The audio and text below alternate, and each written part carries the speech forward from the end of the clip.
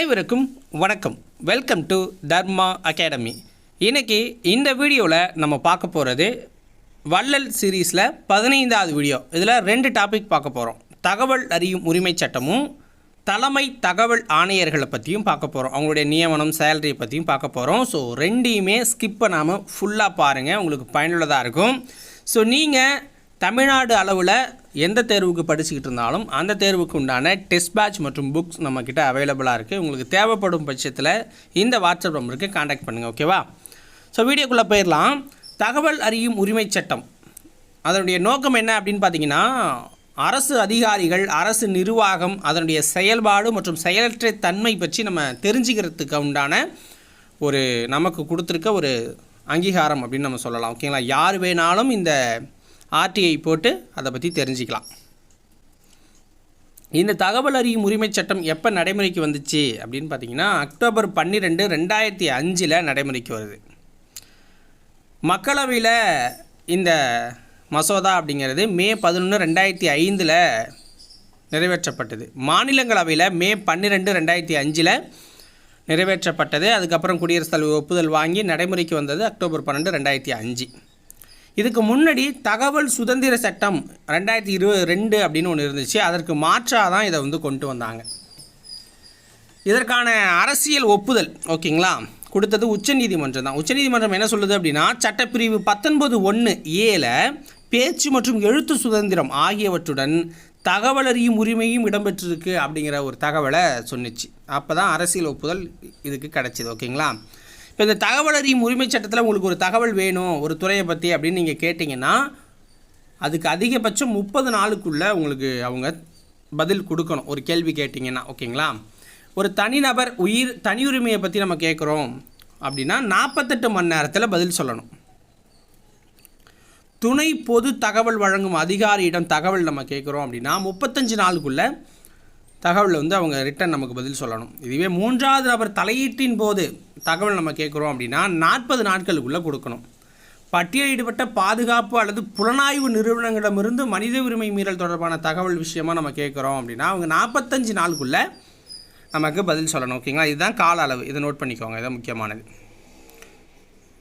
தகவல் உரிமை கேட்ட முதல் நபர் யாருன்னா ஷஹித் ராசா அப்படிங்கிறவர் தான். ஷஹித் ராசா புருனே அப்படிங்கிறவர் தான். புனேவில் தான் முதல் முறையாக இந்த இதை கேட்டார். ஸோ இவர் கேட்ட விஷயம் என்னென்னா, ஜம்மு காஷ்மீரை பற்றி கேட்டார்.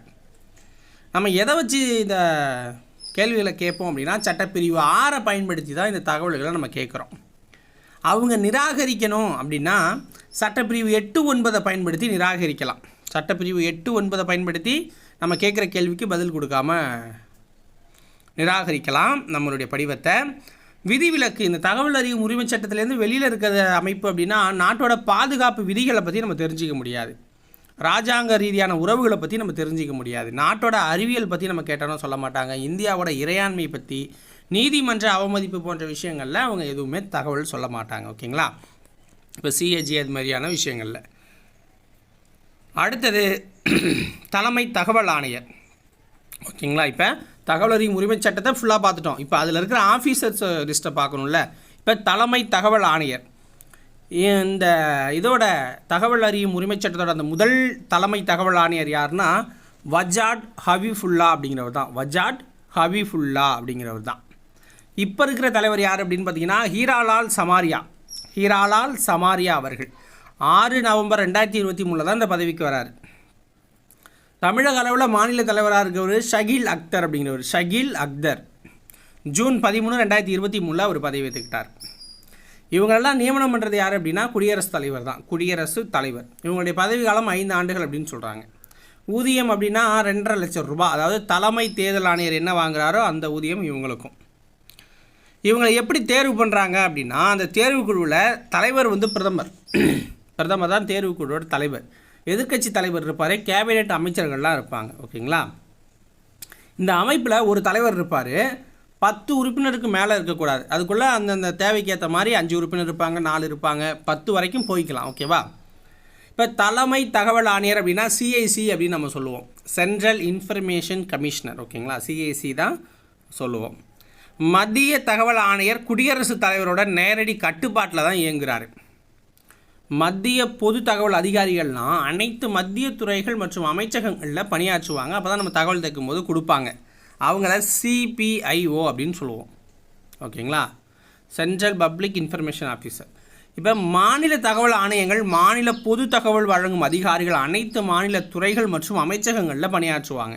இவங்கள SPIO அப்படின்னு சொல்லுவோம், ஸ்டேட் பப்ளிக் இன்ஃபர்மேஷன் ஆஃபீஸர். பொது தகவல் வழங்கும் அதிகாரியின் அலுவலகம்லாம் மாநில ஆளுநர் நேரடி கட்டுப்பாட்டில் தான் இயங்கிக்கிட்டு இருக்கு. ஓகேங்களா, ஸோ இதோட இந்த வீடியோ பதிவு முடியுது. ஸோ உங்களுக்கு இது பயனுள்ளதாக இருக்கும் அப்படின்னு நம்புகிறேன். உங்களுக்கு பயனுள்ளதாக இருந்துச்சு அப்படின்னா மறக்காமல் சேனலை சப்ஸ்கிரைப் பண்ணிக்கோங்க. வீடியோக்கு ஒரு லைக்கை போட்டு விட்ருங்க. ஓகேவா, நன்றி, வணக்கம்.